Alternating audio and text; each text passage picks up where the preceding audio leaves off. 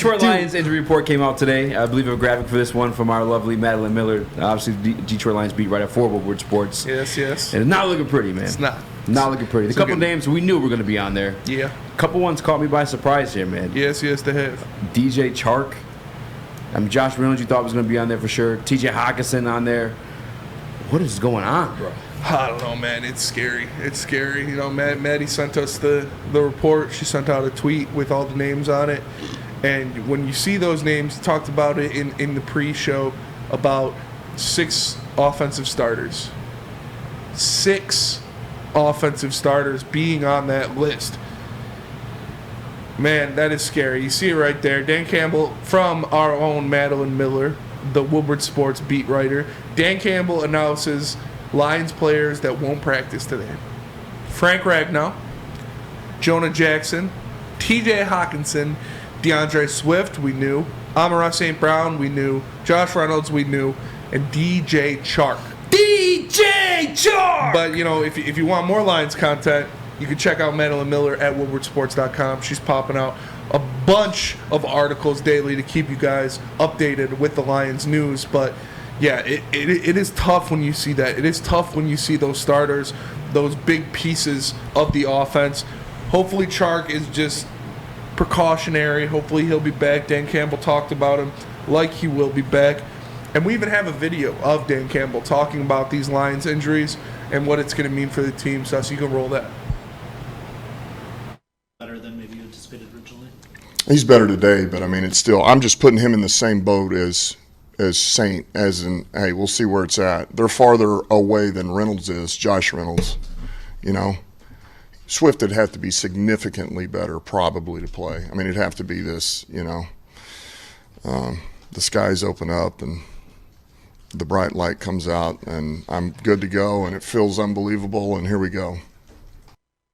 Yeah, that was Dan Campbell talking about how these guys are feeling. Maybe the main injuries on is probably going to be out for a couple weeks. Yeah, 2 weeks. This is him saying it's nothing too crazy, but he's not going to be out there. Mm-hmm. So without DeAndre Swift, without Amon-Ra, and then you possibly without Amon-Ra, he hasn't been ruled out just yet, but it's not looking good.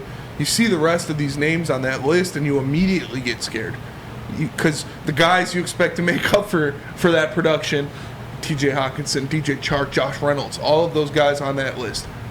It's tough. It's tough when you're going into what some are calling a must-win game against the Seattle Seahawks with 6 offensive starters missing practice your first day back. No bueno. No bueno. I mean, it's not a good thing, quite clearly.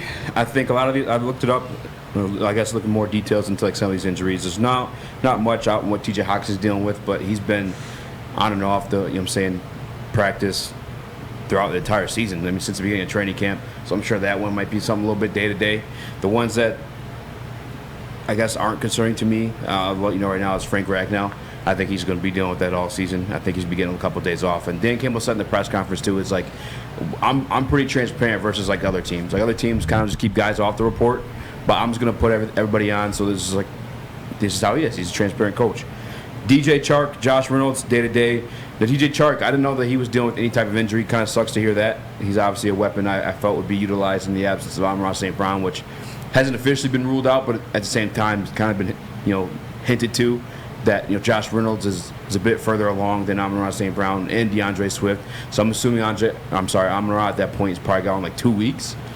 But I said it yesterday, Spinny. Like our best unit on this team, without a doubt, is our offensive line. Yes. But our best unit, like 1 through done, you know what I'm saying, all the way through, I still believe is the wide receiving room. Is the wide receiving core.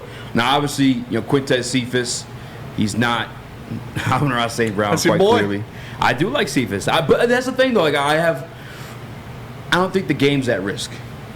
I can't 100% guarantee they're going to win it, but I think that we can get the job done with the Quintez Cephas. I think we can get the job done with. Now that DJ Chark's on the list, we might see your boy Tom Kennedy. Kennedy! We might see him. We might see him. Got it. But I think the strength of this team still remains it's the run game. You know what I'm saying? I think we're going to have to force teams to carry a heavy box to stop the run. And, from then on, we spread out the field. We start utilizing those guys like Cephas and Kennedy and the type of scheme that Ben Johnson has. Like, they're going to run routes that have them open. I don't necessarily know it's going to be a exact skill pattern per se. But I think, and maybe I'm being a slap-ass fan. I know, Owen, you like to call me out when I get that way. But you do sometimes. against the Seattle Seahawks team, like, I'm not really tripping. I'm really not.